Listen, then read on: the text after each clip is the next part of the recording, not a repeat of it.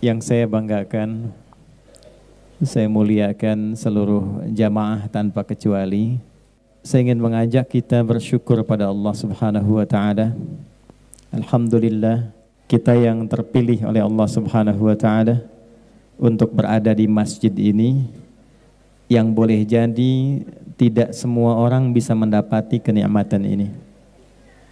Saya berangkat tadi dari hotel, saya dengar sayup-sayup, alhamdulillah beragam kegiatan. Ada yang berdendang, bernyanyi, beraktivitas, berolahraga, malam-malam, mungkin ada yang jalan-jalan dan sebagainya. Kita yang dipilih oleh Allah Subhanahu wa taala untuk berada di tempat mulia ini, untuk kembali mengenal tentang diri kita, sehingga kita tahu mengapa kita diciptakan, mengapa kita berada di muka bumi ini, apa tujuan hidup kita sebetulnya, mau kemana kita setelah kehidupan ini berakhir di bumi, kemana kita berpindah, apa yang kita dapatkan. Sebelum kita tercipta, Allah sudah menjelaskan semua pertanyaan tadi, sehingga tidak satu manusia pun beraktivitas di bumi kecuali telah mengetahui tentang jati dirinya. Untuk itulah penting malam ini kita mengenal kembali dengan keistimewaan waktu yang telah Allah pilihkan. Kita berada malam ini di bulan Rajab untuk mengembalikan pengenalan tentang diri kita. Jangan-jangan sampai malam ini ada yang belum kenal tentang dirinya, bagaimana dia menata aktivitas hidupnya, seperti apa mengendalikan semua bagian tubuhnya, sehingga ia ringan pulang kembali kepada Allah, dan ringan ketika ditanya tentang misi kehidupannya di muka bumi sampai kembali kepada Allah Subhanahu wa taala. Itulah inti pertemuan kita untuk mengenal keutamaan bulan Rajab.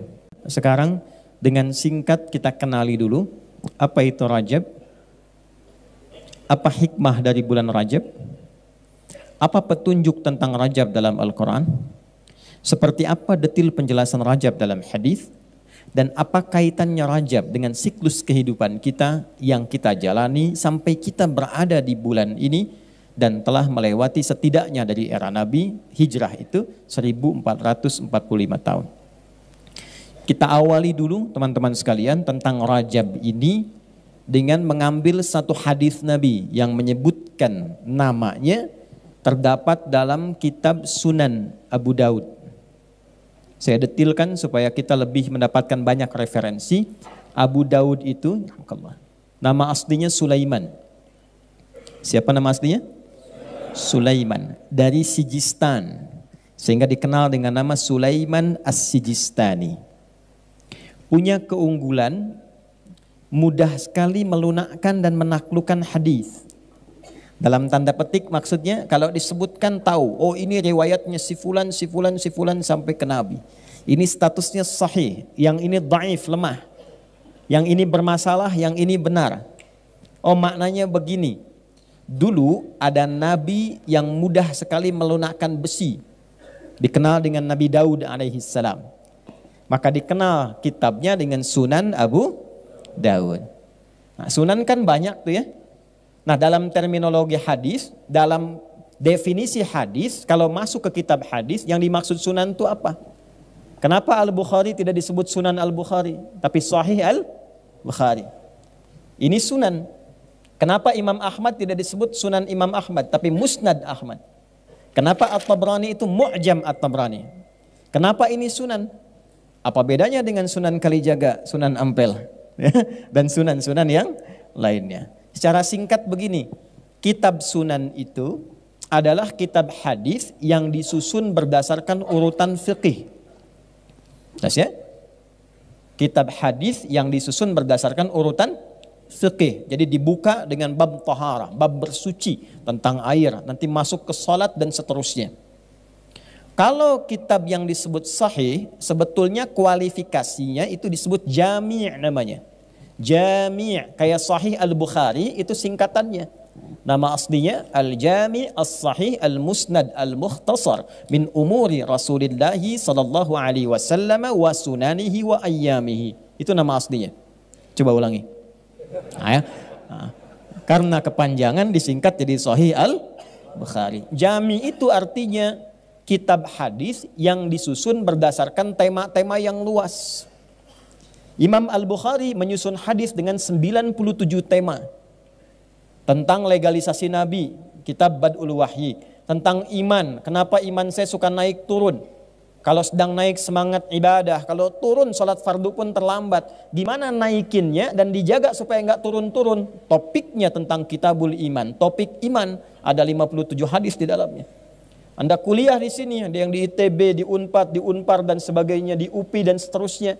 Gimana caranya supaya cepat paham ilmunya, cepat ingat, sulit lupa, mudah menangkap, gampang riset. Dikeluarkan ayat-ayatnya, dikeluarkan detail hadisnya, disebut topiknya topik ilmu, kitabul ilmi. Turunkan. Itulah jami'. Disingkat karena itu tersambung ke Nabi dan divalidasi sahih, maka sering disingkat dengan kitab sahih. Sahih Al-Bukhari, Sahih Muslim. Kitab musnad, kitab yang disusun berdasarkan urutan periwayatnya. Misal, ini sahabat Nabi sekaligus istri Nabi sallallahu alaihi wasallam, Sayyidah Aisyah radhiyallahu taala anha. Berapa hadis yang diriwayatkan oleh beliau? Ya, istri Anda, anak Anda perempuan pengen ikut kepintarannya Sayyidah Aisyah, pengen seperti Sayyidah Aisyah, pintarnya, cerdasnya. Selain ahli Quran, ahli hadis, ahli fikih, ternyata beliau juga ahli di bidang kedokteran. Tidak banyak orang tahu itu. Sampai ulama berkomentar dan semua hampir sepakat, jika dikumpulkan semua perempuan pintar di muka bumi, tidak akan bisa menandingi kepintaran Sayyidah Aisyah radhiyallahu taala anha. Itulah hikmahnya kenapa Allah memilihkan Sayyidah Aisyah sejak belia untuk dinikahkan dengan Nabi sallallahu alaihi wasallam. Bukan karena kebutuhan seksual, tapi untuk mewarisi keilmuan Nabi sallallahu alaihi wasallam, sehingga para perempuan setidaknya tidak ragu untuk bertanya tentang masalahnya. Sayyidah Aisyah meriwayatkan hadis dari Nabi 2210 hadis. Ibnu Abbas berapa? Ibnu Umar berapa? Abu Hurairah berapa? Kalau ingin tahu hadisnya itu, sifat periwayatnya ingin diikuti. Anda pengen seperti Ibnu Abbas pintarnya, berapa hadis dari beliau? Pengen seperti Ibnu Umar fikihnya, cari bagaimana kepintarannya. Pengen seperti satu sahabat, sanad ilmu bahasanya, menguasai bahasa asing dalam 3 hari. Cek hadisnya. Maka nama kitab hadisnya Kitabul Musnad. Di antara kitab musnad yang populer, musnadnya Imam Ahmad bin Hanbal rahimahullahu ta'ala, yang hafal hadis kurang lebih 1 juta hadis. Kemudian kalau ingin mencari hadis, sekarang enak. Ada Maktabah Syamilah, ada Google, tinggal klik muncul. Dulu manual. Innamal a'malu binniyat. Nyari innamal a'malu di mana ditemukannya? Dicari huruf hamzah, susun dari awal sampai akhir. Itu Kitabul Mu'jam namanya. Maka ada Mu'jam yang paling populer, Mu'jam At-Tabrani. Nah, yang terkait dengan kita di kitab Sunan Abu Dawud, nomor hadis 1947. Ya, jadi hadis ini disampaikan pada kita 2 tahun setelah Indonesia merdeka. Indonesia merdeka tahun 1945. Ini nomor hadisnya 1940. Ah, itu gampang ingatnya begitulah ya. Awas. Sudah di bid'ah tuh informasinya, tidak begitu ya. Ini untuk mudah menghafal saja. Periwayatnya, kalau beda nomor karena beda cetakan, periwayatnya namanya sahabatnya Abu Bakrah. Nama aslinya Nufai' ibnul Harith radhiyallahu taala anhu, diriwayatkan dari Nabi sallallahu alaihi wasallam qala, Nabi sallallahu alaihi wasallam bersabda. Saya sampaikan sabdanya. Qala Rasulullah sallallahu alaihi wasallam, inna az-zamana qad istadara kahayatihi yauma khalaqas samawati wal ard. Riwayat 1. Riwayat 2, yauma khalaqallahu as-samawati wal arda minha arba'atun hurum, 3 mutawaliyat, Dzulqa'dah, Dzulhijjah wal Muharram wa Rajabun Mudhar alladhi baina Jumada wa Sya'ban. Rawahu Abu Dawud. Paham? Tidak. Inna zamana qad istadara kahayati. Sungguh perjalanan waktu itu telah didesain oleh Allah Subhanahu wa taala, akan mengiringi kehidupan kita dan dia akan konsisten berputar terus seperti itu. Jadi yang berubah bukan waktunya. Yang berubah adalah cara kita mengisi waktu itu. Perilaku kita dalam mengisi waktu itu. Itu jam dinding. Itu seperti itu aja berputar, nggak ada yang berubah. Sekarang misalnya jam 19:17, nanti akan mutar lagi terus begitu, bolak-balik, bolak-balik. Waktu itu perjalanan demikian. Yang merubah keadaan apakah di Istiqomah ini sekarang misalnya speakernya diganti, karpetnya diganti, bukan waktunya. Perilaku kitanya yang mengisi waktu itu, yang menjadikan kehidupan kita terasa berubah setiap harinya. Ini satu. Yauma khalaqallahu as-samawati wal ard. Di riwayat kedua, yauma khalaqas samawati wal ard. Desain waktu ini sudah Allah tetapkan sejak mula mencipta langit dan bumi. Jadi memang desainnya, langitnya dicipta, buminya dicipta. Kita sebelum menjalani kehidupan di bumi itu Allah tetapkan, dibatasi dengan waktu. Nanti dibagi detailnya. Ya, dari setahun ada berapa bulan, sebulan kemudian ada berapa pekan, sepekan berapa hari, sehari berapa jam, detil. Sampai hebatnya dalam Al-Quran, setiap waktu itu diungkap rahasianya dan diberikan detil pedoman aktivitasnya. Itulah sebabnya dalam Islam kita kenal aktivitas dibagi waktu sejak subuh. Subuh disebutkan. Quran surah ke-81 ayat 18. Was-subhi idza tanaffas. Dan kenapa waktunya disebut dengan subuh? Itu ada maknanya. Tidak ada satupun kalimat dalam Al-Quran, tidak ada satupun kata-kata dalam hadis kecuali semua mengandung makna. Jadi bukan kata begitu saja, tidak. Ada artinya. Contoh supaya cepat. Subuh itu dari kata asbah artinya. Sesuatu yang tersusun dengan rapi. Rencana yang telah disiapkan, yang akan dieksekusi. Allah berikan pesan dan dibandingkan kita dengan keadaan alam semesta. Perhatikan kalimatnya. Was-subhi, aku bersumpah demi waktu subuh.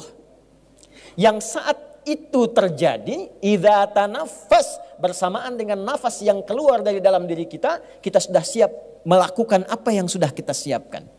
Maka sejak subuh, tumbuhan tanaffas, mengeluarkan oksigen. Karbon dioksida diserap, oksigen keluar.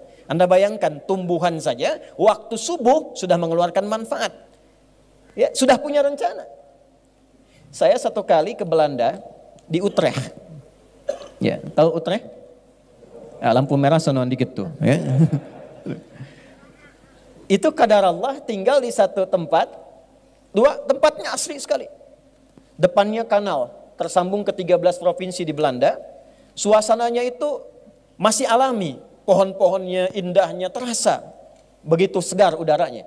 Tapi terbukti tentang ayat ini, saya coba cek jam berapa subuh di Utrecht ini. Jam sekian.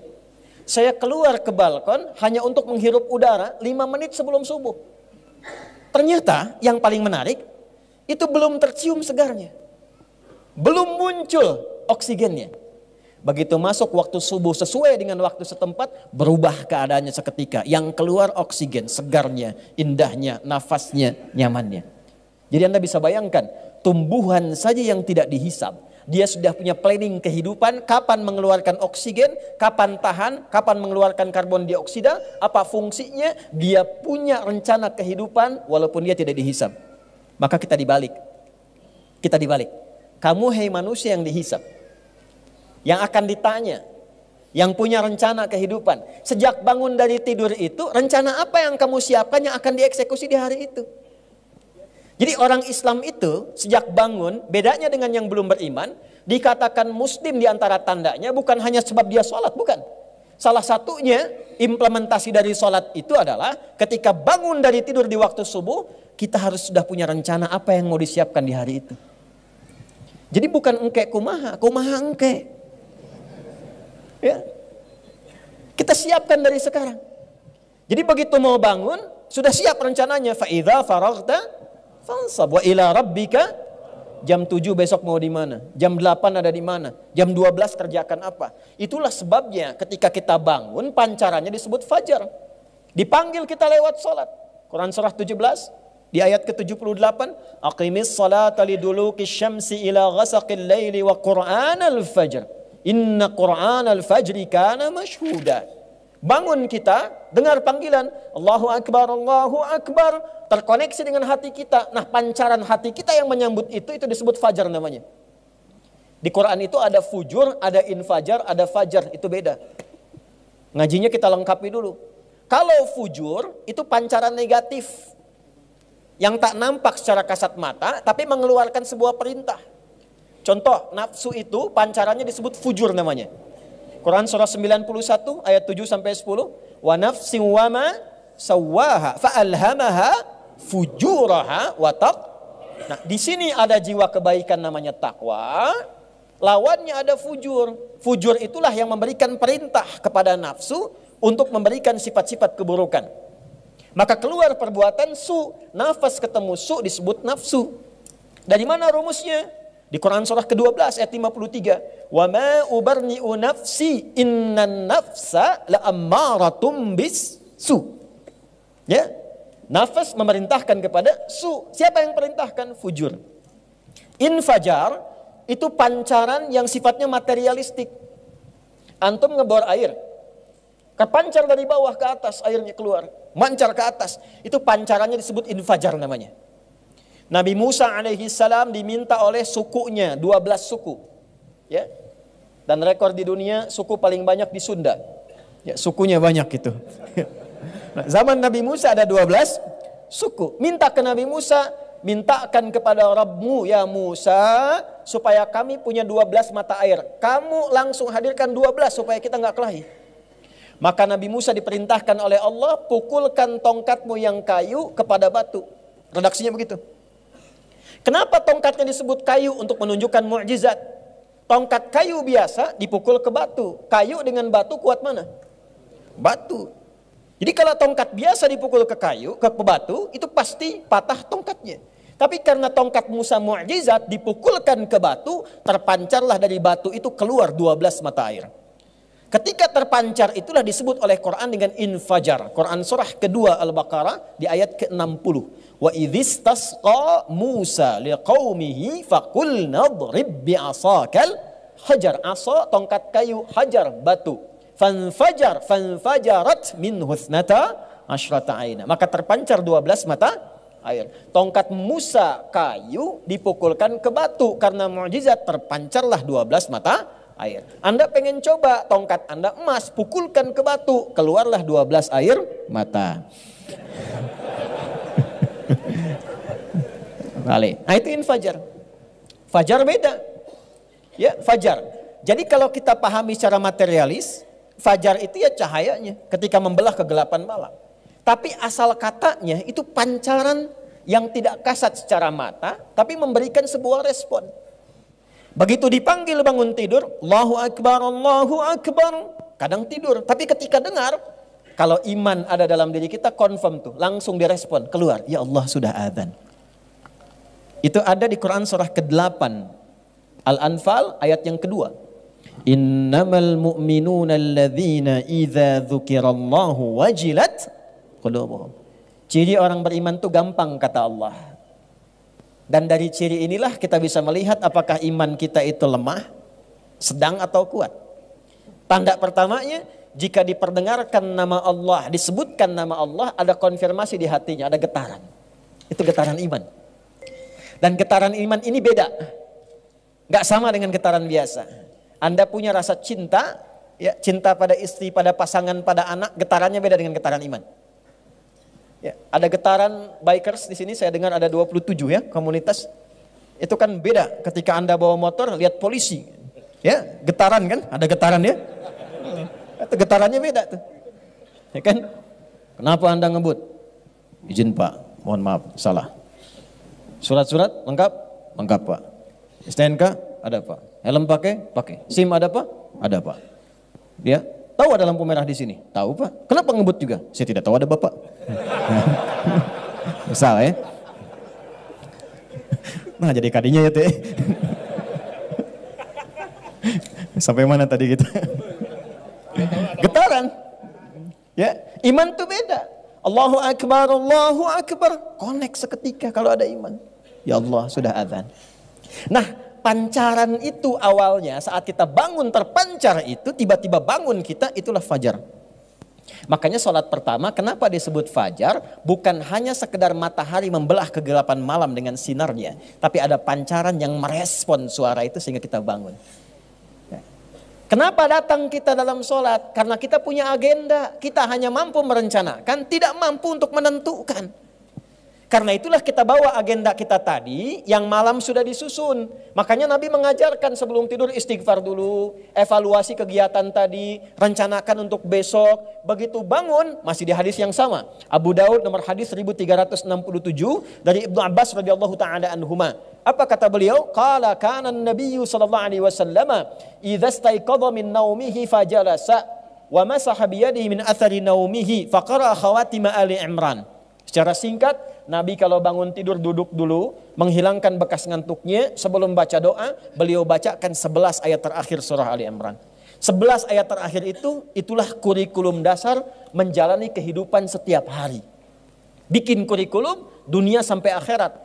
Jadi gampangnya gini, kalau saya dagang ini, saya pengen jualan nih, dapat dunianya apa, akhiratnya apa. Itu konsepnya ada di situ. Anda kuliah, nyari dunia, nyari akhirat. Idealnya dunia dapat, akhirat dapat. Gimana konsepnya supaya sukses? Ada di ayat itu. Disusun. Setelah jelas susunannya dipanggil. Datanglah kepada Allah. Sujud kita minta. Ya Allah, Engkau yang maha mengetahui saya punya rencana. Berikan taufikmu. Ringankan rencana hamba. Lindungi dalam perjalanannya. Sukseskan pada apa yang Kau ridhai. Dari subuh itulah kita berangkat ke pekerjaan. Itu ada maknanya. Nah itulah pembuka hadis tadi. Inna zamana qad istadaraka hayatih. Yauma khalaqallahu samawati wal ard. Kita diminta menjadi umat yang cerdas. Jangan cuma, jalani setiap waktu itu. Ya, cuman bangun dari tidur, bekerja, tidur lagi. Bangun tidur, tidur lagi. Habis tidur, bangun lagi. Tidur. Kurang lebih gitu. Ya. Nah itu bukan umat Islam yang sejati. Disebut muslim itu ketika kita punya planning kehidupan yang jelas. Nah Allah tuh declare, sejak saya ciptakan langit dan bumi, engkau belum ada. Adi, engkau belum ada. Asep, engkau belum ada. Agus, engkau belum ada. Sejak saya ciptakan sebelum engkau ada, aku sudah desain. Jangan sampai engkau beraktivitas di bumi ini tidak teratur. Tidak terplanning. Gak punya manfaat. Karena yang tidak dihisab pun aku berikan kepada mereka tanggung jawab dan mereka tidak dihisab, tata kelola kehidupan mereka begitu bermanfaat. Tumbuhan, tahu kapan dia mekar, kapan dia kuncup, kapan dia keluarkan oksigen, kapan dia tutup dengan karbon dioksida. Kenapa kamu yang teratur itu yang seharusnya teratur dan dihisab menjadi tidak teratur hidupnya? Waktu itu sudah aku atur dengan begitu teraturnya. Kenapa engkau yang dihisab tidak bisa mengatur waktu dengan sebaik-baiknya? Maka kita punya subuh. Was-subhi idza tanaffas. Kita punya zuhur sampai dengan asar. Wal asr innal insana lafi khusr. Kita punya maghrib. Walillahil masyriq wal maghrib. Kita punya isya sampai dengan selesai. Sehari itu dibagi ke 5 bagian. Dan disitulah rahasianya kenapa kita sholat di setiap pergantian waktu itu. Itu ada maknanya. Siang itu kan bahasa Arabnya nahar. Kenapa kok sholatnya zuhur? Sore itu bahasa Arabnya masa. Kenapa sholatnya asar?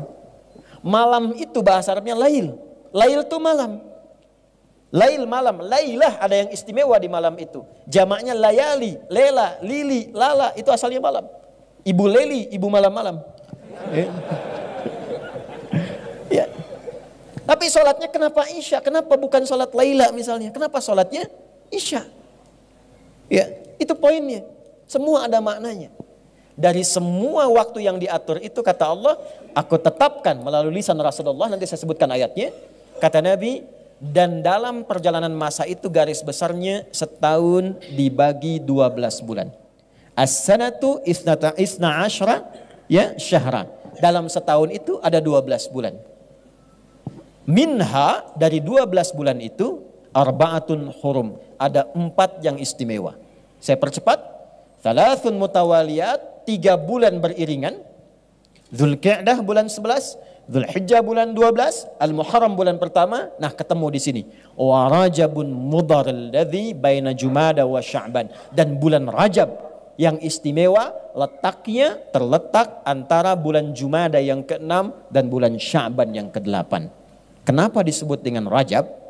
Ada apa di balik Rajab? Apa istimewanya Rajab? Itu yang akan kita bahas setelah menunaikan sholat Isya berjamaah insyaallah. Sudah tiba waktu Isya ya? Baik ya.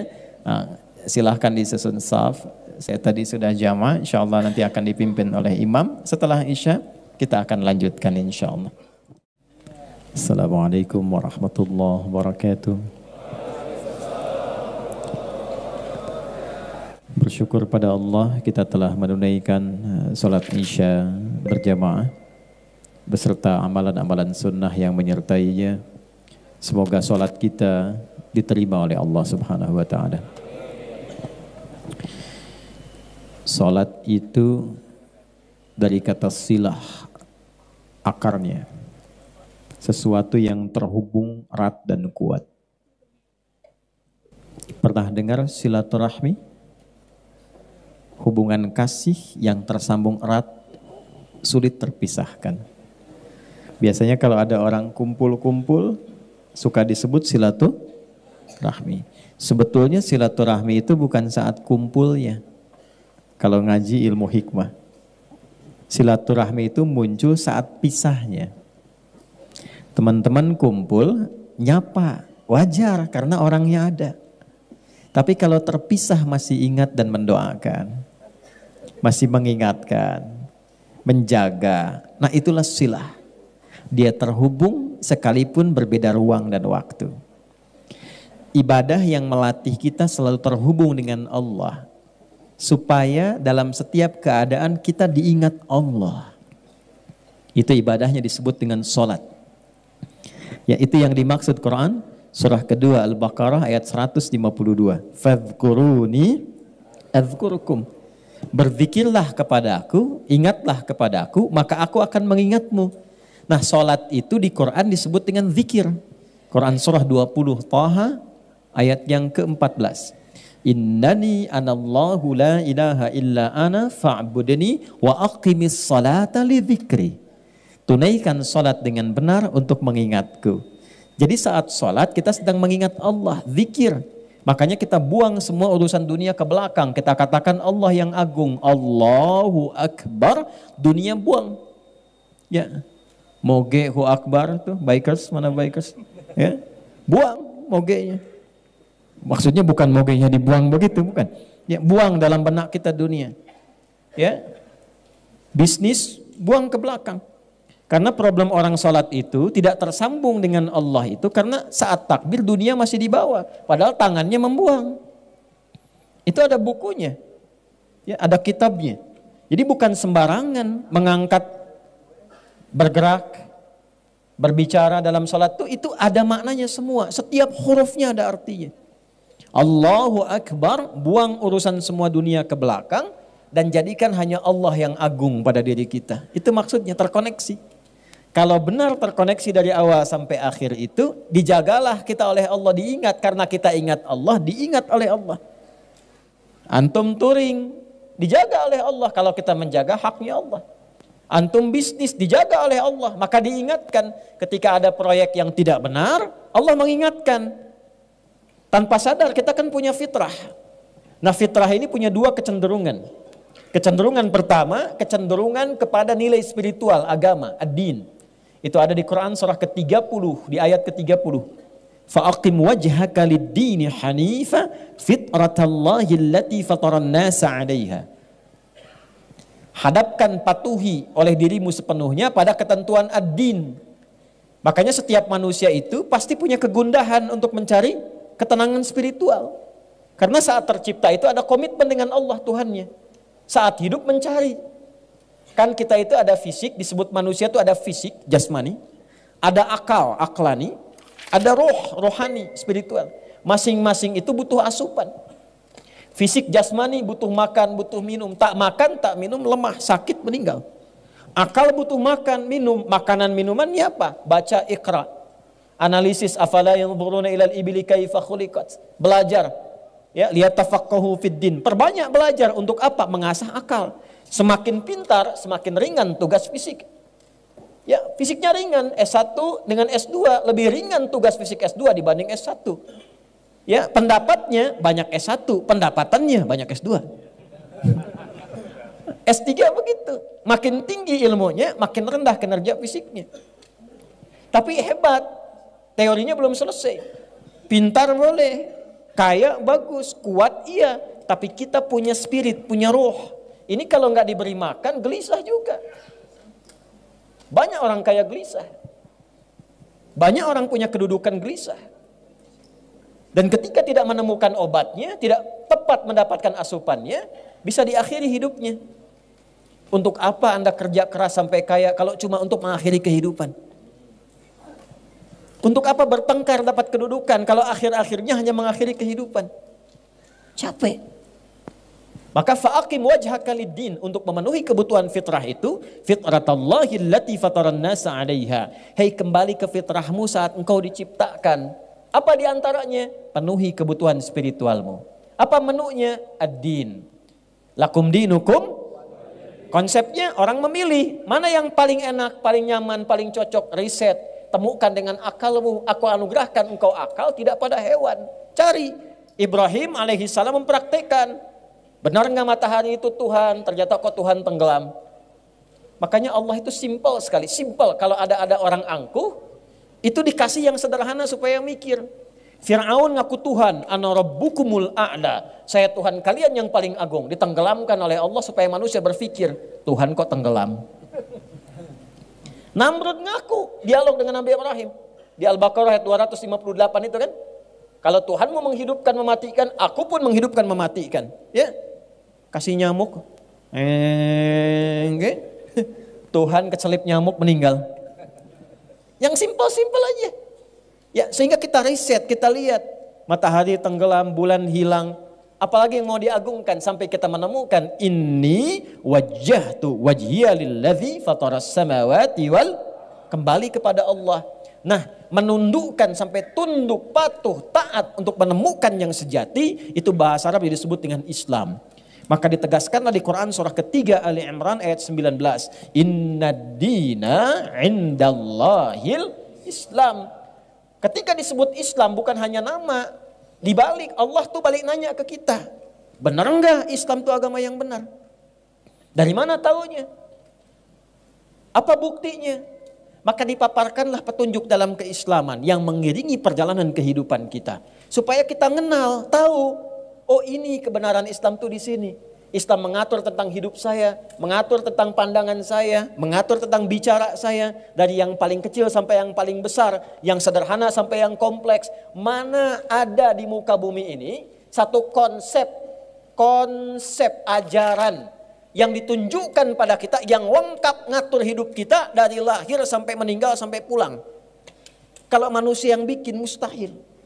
Makanya karya manusia itu terbatas. Karena manusia punya sifat keterbatasan. Matanya terbatas, semakin jauh semakin sulit dipandang. Pendengarannya terbatas, antara 20 sampai 20 ribu hertz kan. Di bawah itu sulit, di atas itu sulit terdengar. Jadi kalau pandangan terbatas, pendengaran terbatas, kenapa akalnya nggak mau terbatas? Jadi kalau nulis karya buku apapun pasti terbatas sifatnya. Ya, contoh gini, buku mana ada yang tahan dibaca itu tidak pernah bosan. Orang nulis buku apapun, paling banter, paling tahan 3 kali, 4 kali, 5 kali hatam selesai, bosan. Ini baca ini sudah tahu saya, sudah 3 kali hatam. Ya. Jadi kalau ada yang keluar dari sifat itu, artinya bukan karya manusia. Ya. Maka di antara pembuktiannya, saya Islam, apa petunjuk keislamannya? Allah turunkan Al-Quran. Harus mengatur hidup kita, harus jelas. Harus tepat, harus komprehensif, dan harus keluar dari sifat-sifat kemanusiaan. Makanya Al-Quran bukan makhluk, tapi kalamullah. Satu, kitab manusia dibaca bosan, kitab Allah nggak boleh bosan. Al-Fatihah Quran bukan? Sehari kita baca 14 kali atau 15 kali? 17. Kalau 15 berarti isyanya 2 rakaat tadi tuh. 17 kali. Tapi nggak pernah ada orang Islam mengeluh, saya pusing baca Al-Fatihah tiap hari itu. Coba antum hitung, usia berapa sekarang? Taruhlah 40 tahun misalnya. 40 tahun itu kalikan 365 hari kali 17. Sebanyak itulah Anda telah membaca Al-Fatihah selama hidup. Ngeluh nggak? Nggak pernah. 1. 2. Bisa dihafal oleh siapapun. Mau orang Arab, mau bukan Arab. Dan detil sampai titik koma panjang pendeknya. Ya. Alif Lam Mim dengan alam tulisannya sama. Tapi kok bisa bacaannya beda? Untuk menandakan perbedaan itu dikasih harakat.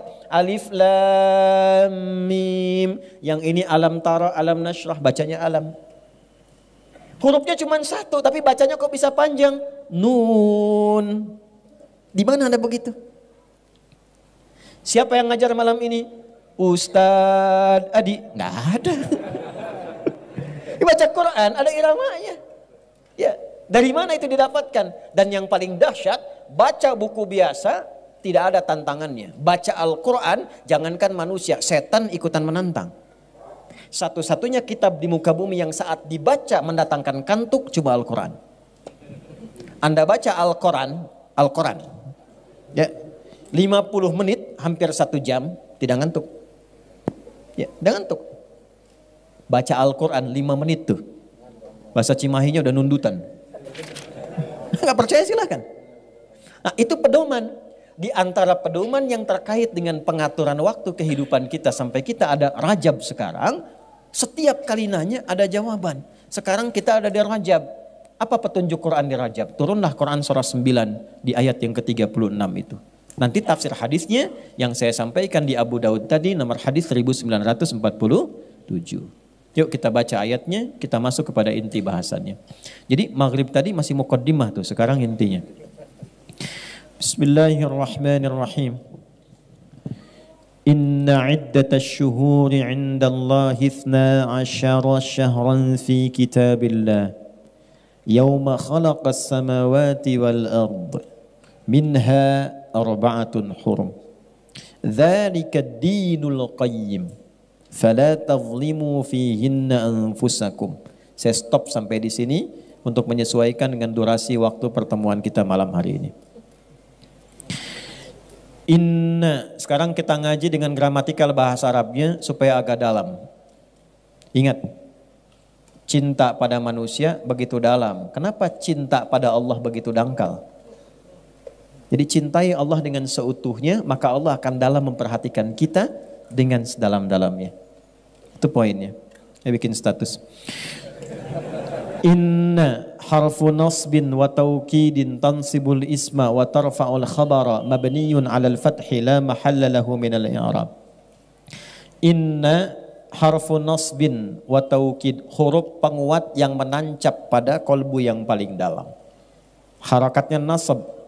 Nasab itu tancap yang dalam asalnya, tandanya fathah nanti. Orang Arab tuh berkata, ya sebentar, ada klakson. Nah, pemirsa ada klakson di luar ya, mungkin tidak kedengaran sampai ke sana. Nasabar rajulu asahu fil ard. Seorang menancapkan tongkatnya di tanah sehingga saking kuatnya nggak goyang. Itu nasabah. Kalau ada ayat Al-Quran dibuka dengan inna, artinya tancapkan informasi ini dalam jiwamu yang paling dalam dan jangan pernah goyah. Saking pentingnya bulan Rajab ini, yang termasuk dalam 1 di antara 4 bulan hurum, dibuka dengan kata inna, seakan Allah ingin mengatakan, hei, tancapkan informasi tentang ini dalam jiwamu yang paling dalam, jangan pernah goyah. Tansibul isma wa tarfa'ul khabara mabniyun 'alal fathi la mahalla lahu minal i'rabi. Ini akan memberikan nasab pada isim. Isim itu kata, benda. Nama kita disebut isim. Masmuka, siapa namamu? Dari kata sumu, artinya tinggi. Kenapa kita diberi nama dengan isim? Untuk ditinggikan. Karena itu kalau diberi nama, kasih nama yang meninggikan martabat kita. Orang tua kalau mau ngasih nama, kasih yang meninggikan martabat. Ada beberapa sahabat yang namanya diganti oleh Nabi karena menurunkan martabat. Yang kedua, ada yang mirip-mirip setan namanya. Betul, nanti lain waktu kalau kita ketemu lagi, kita ngaji fikih setan. Ya, apalagi makin malam makin asik tuh ngaji itu. Belum pernah dibahas kan fikih setan? Ya. Malaikat ada berapa? Yang tahu kan 10 kan? Ya, tahu 10. Setan ada berapa? Malaikat itu jumlahnya di Quran disebutkan 88 kali. Bukan jumlah malaikatnya, jumlah katanya 88 kali. Setan disebutkan 88 kali. Dari sekian banyak malaikat yang bertugas efektif ya mensupport kita itu 10 nanti. Yang kita kenal. Setan itu dari sekian banyak, ada yang provokasi kita itu 9 jenis setan. Dari setan rumah, setan kantor, setan pasar sampai setan masjid. DKM, jangan salah. Di masjid ada setannya. Jangan salah.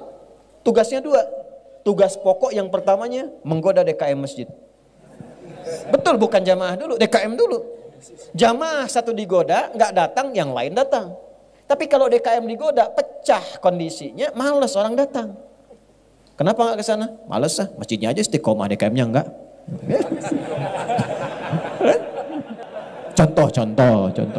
Contoh. Nah, kedua, baru kalau dia kompak, baru digoda ke jamaahnya. Yang digoda pertama kali dalam sholatnya. Digoda.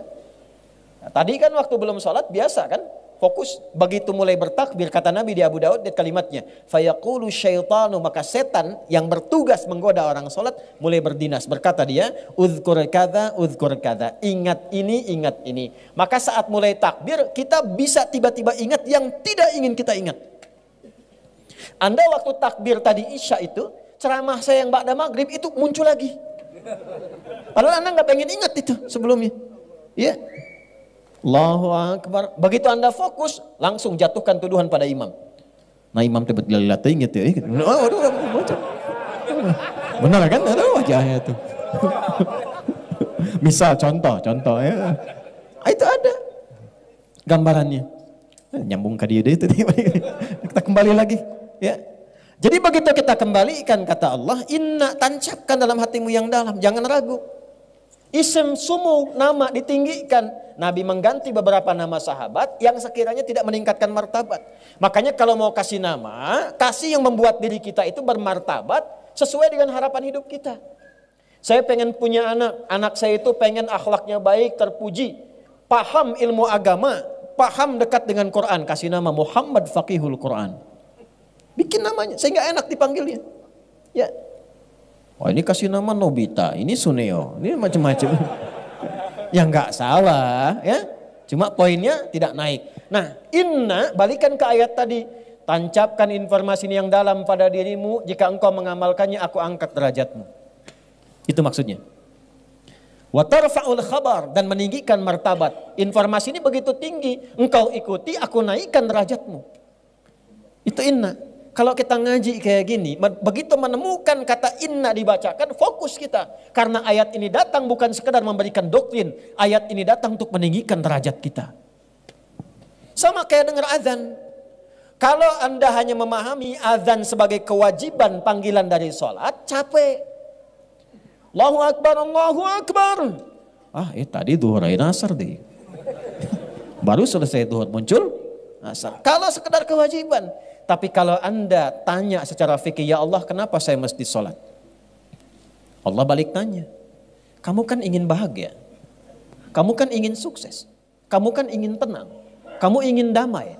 Semua kata itu dalam bahasa Arab, kalau kita kumpulkan, semuanya itu didapatkan lewat sholat.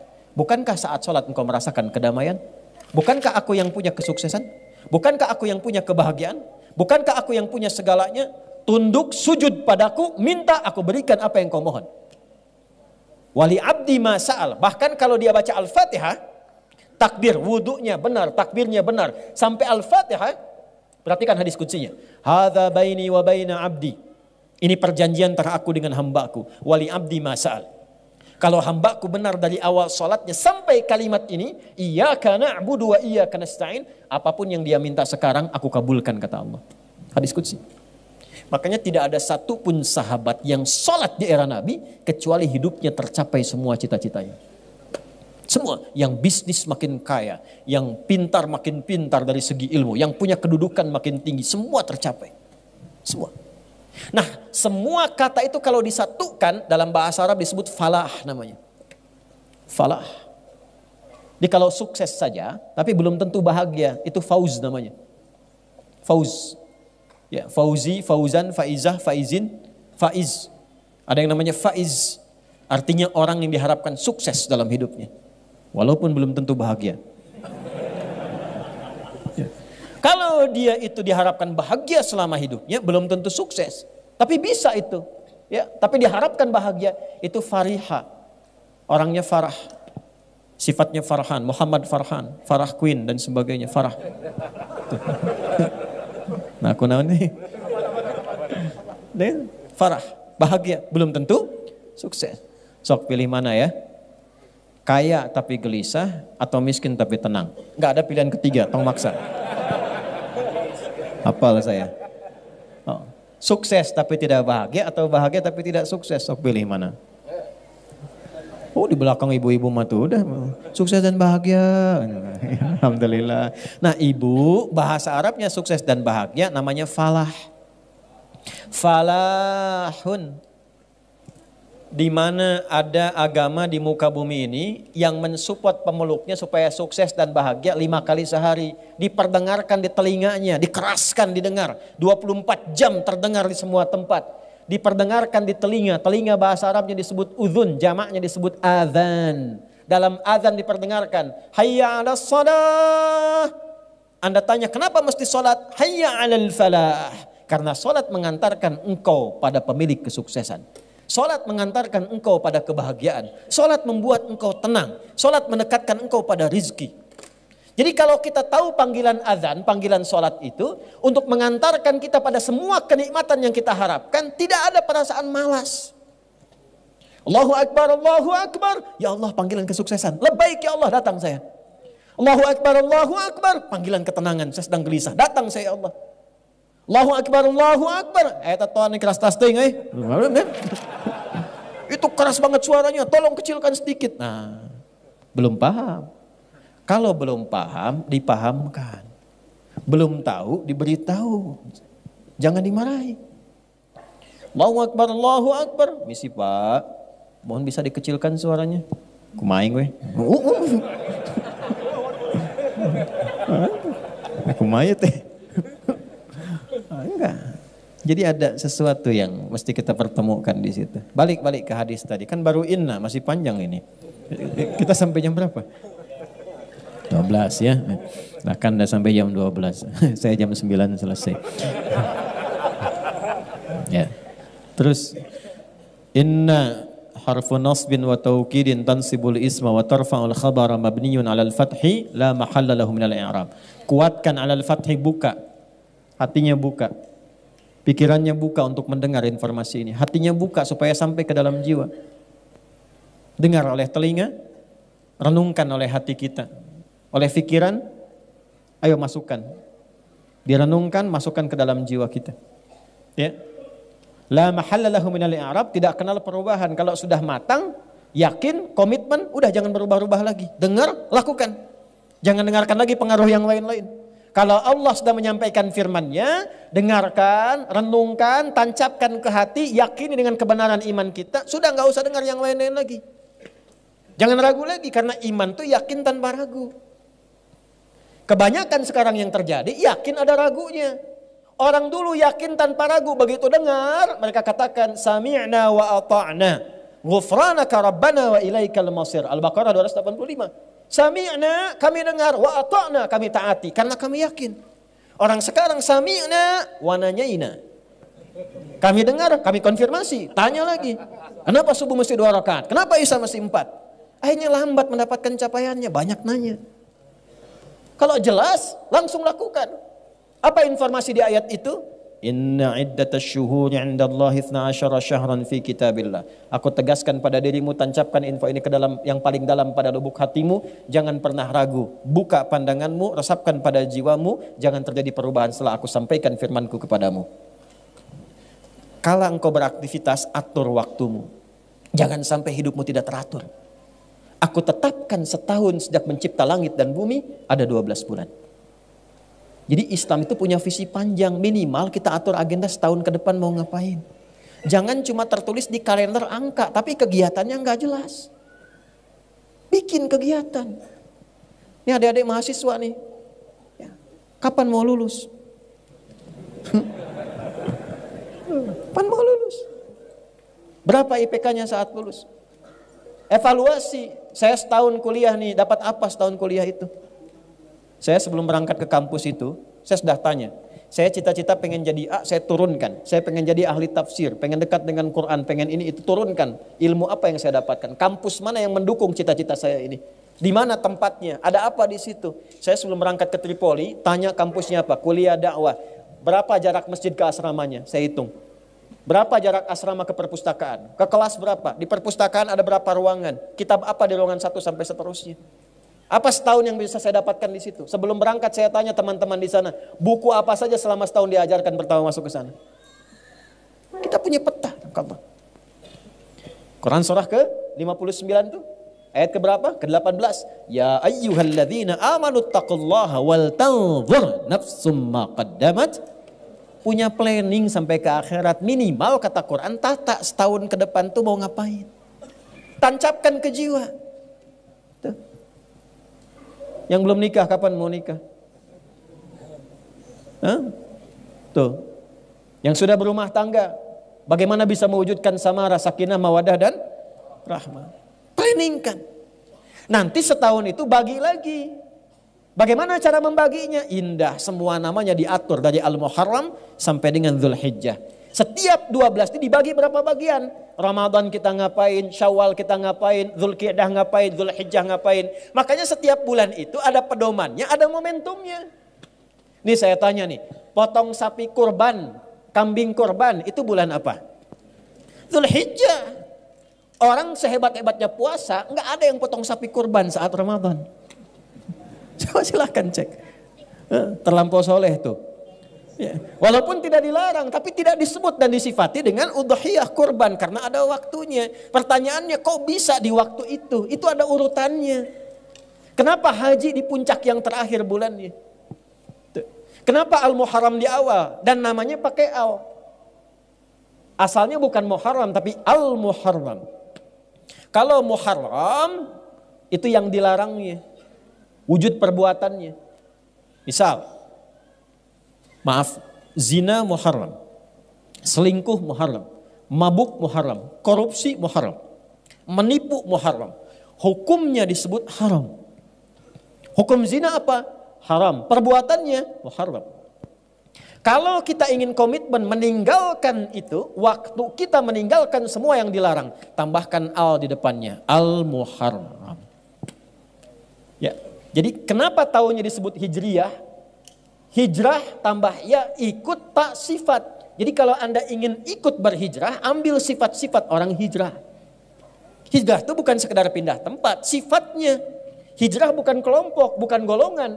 Bukan Anda pindah pengajian A ke pengajian B jadi hijrah. Bukan. Bukan pindah ustadz A ke ustadz B jadi hijrah. Bukan. Hijrah itu sifat. Kalau pengen ikut, lihat simbolnya di mana. 12 bulan, tahunnya disebut Hijriyah. Karena di situ ada sifat-sifat kita untuk berhijrah. Al-Muharram kalau pengen hijrah, bagaimana mulainya? Tinggalkan semua yang dilarang oleh Allah dan Rasulnya. Belajar pelan-pelan dari ujung kepala sampai ujung kaki. Allah senang yang memandang itu gimana dipandangnya. Tanya pada iman kita. Maka berhijrah matanya hanya memandang yang Allah dan Rasul perkenankan. Pandang. Nanti iman kita bekerja. Begitu kata iman kita nggak layak dipandang, otomatis dia berpaling. Ghaddul basar. Qul lil mu'minina yaghuddu min absarihim. Katakan pada pria yang masih punya iman, iman membimbing matanya untuk memalingkan dari apa yang nggak boleh dipandang. Lisan begitu, dikonfirmasi. Wasari'u ila maghfirah. Begitu dipalingkan, lisannya istighfar. Allahu Akbar. Keluar dari sini, kan sekarang musim-musim videotron tuh, ya, baligo bergentayangan di mana-mana dan seterusnya. Begitu videotron kelihatan, oh ini ada gambar yang ada auratnya. Itu kalau imannya ada, langsung otomatis dipalingkan. Lisan istighfar, astagfirullah, nggak telat tuh. Dan itu semua bersamaan. Jadi bukan lisannya istighfar, matanya nggak berpaling. Astagfirullahaladzim. Keterlaluan nih yang pasang videotron ini. Gak punya iman ya kayak ini. Ya, nah itu. Tutup carang. Aduh. Itu gambarannya. Jadi semua bekerja. Itulah Al-Muharram, itulah hijrah. Kalau sudah seperti itu, nanti yang salah kosong, yang soleh naik. Ketika kosong yang salah, kosong itu bahasa Arabnya sifar. Sifatnya sofar. Sofar so good. Kalau sudah sofar pasti good. Catat tuh, bikin status. Ya, enggak, ini bukan ngarang-ngarang, balik lagi. Sofar nanti. Sofar tuh asalnya penduduk Arab tuh keluar. Ya untuk berniaga dan sebagainya, sehingga kosong. Kosong Mekah seakan-akan penduduknya itu berkurang. Diambil di era Islam, ditransformasikan, dirubah maknanya sesuai dengan nilai syariat. Pertahankan namanya sofar, tapi ada kaitan dengan al-muharram. Begitu salahnya kosong, tumbuhlah yang soleh. Tumbuh itu namanya Rabiul Awal, tumbuh sifat-sifat baiknya. Kalau mau hijrah tinggalkan yang dilarang, ya itulah konfirmasi Sahih Al-Bukhari. Dalilnya di mana? Di Al-Bukhari, Kitabul Iman. Ya, orang hijrah itu kata Nabi meninggalkan segala yang dilarang. Meninggalkan semua yang dilarang, berpindah kepada semua yang diperintahkan. Begitu pindah, hilang semua yang buruk-buruk itu, yang salah jadi kosong, yang soleh muncul. Ya, maaf. Itu Rabiul Awal. Tapi kadang-kadang kan susah konsisten, istiqamah. Gak mudah. Kadang ada godaan lagi, pengen ninggalkan riba, kejebak lagi. Ya kan? Riba yang offline ditinggalkan, yang online diikutin. Hah? Dulu pinjaman offline, sekarang pinjaman. Dulu judi offline, sekarang judi online.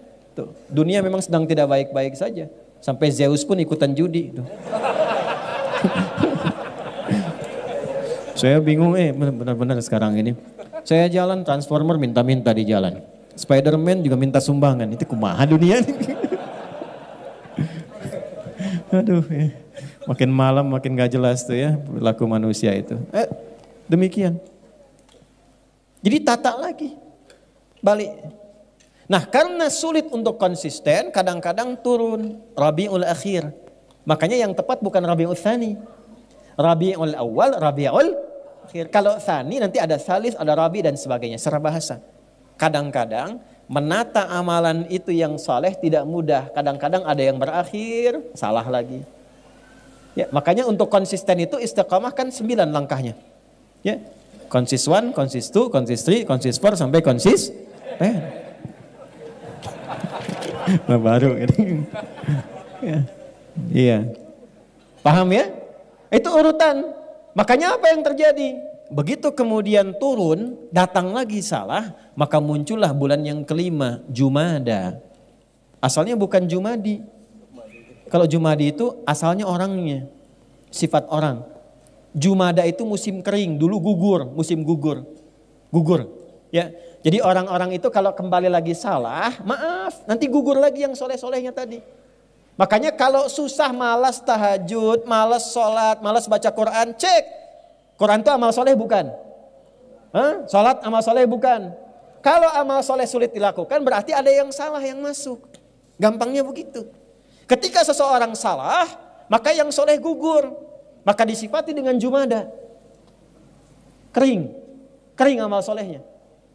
Ya, Jumadal Ula. Tapi jangan putus asa sampai situ. Karena kesalahan pun adalah sifat dasar manusia. Karena punya nafsu dalam dirinya. Tapi bedanya dengan setan, manusia punya takwa. Lihat bedanya. Manusia punya sifat takwa dan nafsu. Malaikat cuman takwa saja, tidak punya nafsu. Makanya wajar malaikat itu sempurna, perfect kemuliaannya. Ya nggak pernah salah. Malaikat tuh nggak kenal salah. Quran surah 66 ayat yang ke-6.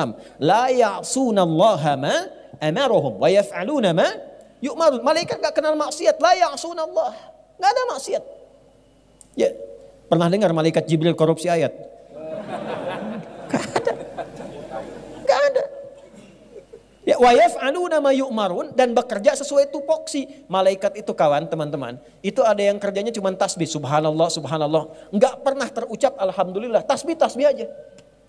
Ada yang tahmid aja, alhamdulillah, alhamdulillah, terus dari kita belum ada sampai pulang kepada Allah, itu aja. Wa nahnu nusabbihu bihamdika wa nuqad bisulak. Al-Baqarah 30. Ada yang kerjanya sujud aja, enggak bangun-bangun. Insya Allah kalau Allah berkehendak kita masuk surga, ya nanti diperlihatkan tuh malaikat sujud, nggak bangun. Antum datang mau tanya, nggak capek tuh, ini tetap aja begitu, sujud aja. Ya. Begitu aja malaikat. Jadi kalau malaikat hebat, nggak usah dipuji, memang bakatnya begitu. Dan nggak ada tukeran kerja. Jibril itu sengambek-ngambeknya, sejengkel-jengkelnya misalnya sama Firaun, tetap yang nyabut nyawanya Israel. Tetap nggak ada tukeran kerja.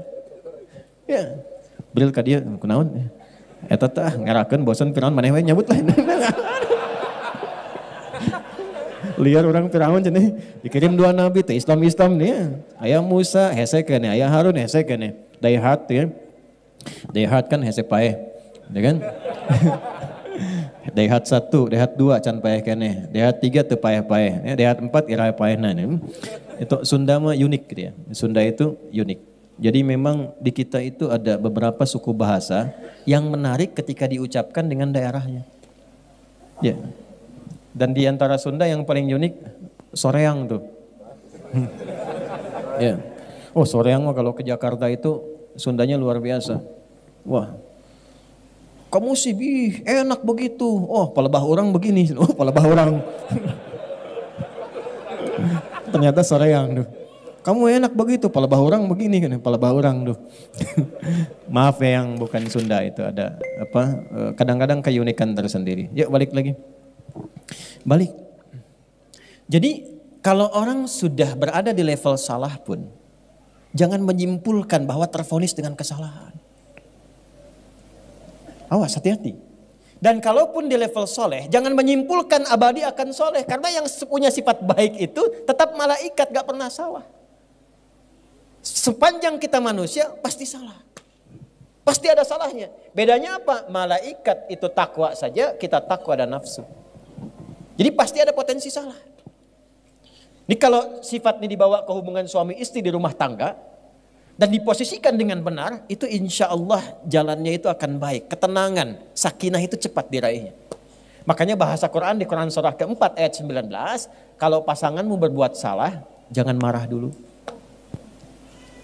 Ya, karena aku titipkan engkau dengan pasanganmu, memang kekuranganmu itu akan dilengkapi oleh pasanganmu. Engkau punya kekurangan. Tidak ada yang sempurna. Itu poinnya. Jadi kalau kita, saya, Anda berbuat salah, jangan disimpulkan bahwa kesalahan itu abadi. Itulah sifat setan. Makanya setan ketika diberikan jalan taubat, dia tidak mengambil. Setan itu ketika salah, diberikan jalan taubat. Ini dahsyatnya setan ini begini ya. Saya tunjukkan gambaran ini. Waktu pertama Adam dicipta, unggul kan? Al-Baqarah ayat 34, diperintahkan semua makhluk, malaikat dan jin sujud, malaikat sujud, ini iblis tidak. Ya, iblis itu dari kalangan jin. Quran surah ke-18 ayat 50. Kana minal jinni fa fasaqa an amri rabbi. Singkatnya, diberi konfirmasi oleh Allah untuk tobat. Al-A'raf ayat 12. Ma mana'aka alla tasjuda idh amartuk. Hei iblis, kenapa engkau tidak mau sujud ketika aku perintahkan? Bukan sujudnya, tapi ini perintah aku. Awas, hati-hati memahami ayat. Jangan sampai pertanyaannya begini, emang Allah nggak tahu iblis itu kenapa nggak mau sujud? Bukan. Allah maha tahu dengan keadaannya, tapi ingin mengkonfirmasi dengan lisannya langsung sehingga terdengar oleh semua makhluk yang lain. Dan tidak punya kesempatan ngeles dia. Jelas? Kadang-kadang hakim penyidik kan tahu perbuatannya. Cuman ditanya supaya konfirmasi di lisannya. Maka dia membantah, ana khairum minhu, saya lebih hebat dibandingkan dengan Adam. Khalaqtani min narin wa khalaqtahu min tin. Kau ciptakan aku dari api, kau ciptakan dia dari tanah. Tidak level, yang api harus sujud kepada yang tanah. Diusir dari kenyamanan. Perhatikan baik-baik.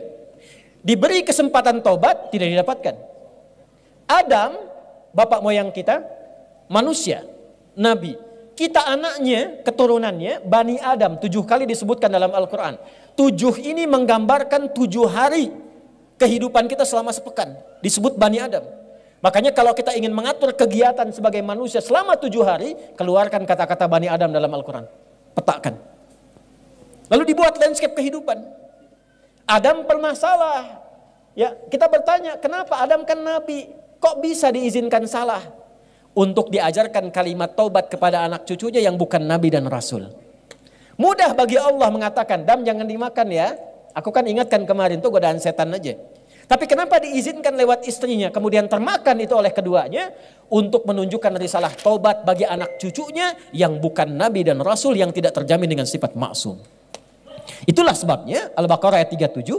Fatalaqqa Adamu mir rabbihi kalimatin fataba alaih. Maka Allah turunkan kalimat supaya diajarkan oleh Adam ke anak cucunya. Kalau kamu salah, baliknya begini. Jangan simpulkan selamanya kamu salah sehingga kamu mengakhiri kehidupan dalam kesalahan. Rasanya saya banyak dosa, nggak akan mungkin termaafkan, nggak akan mungkin dihapuskan. Rasanya sulit bagi Allah mengampuni dosa saya. Ingat, itu provokasi iblis yang pertama pada manusia yang berbuat salah. Jadi kalau ada orang menyimpulkan saya salahnya banyak, tak mungkin jadi baik, itu bisikan iblis yang pertama yang pernah dia dapatkan saat terusir dari rahmat Allah Subhanahu wa taala.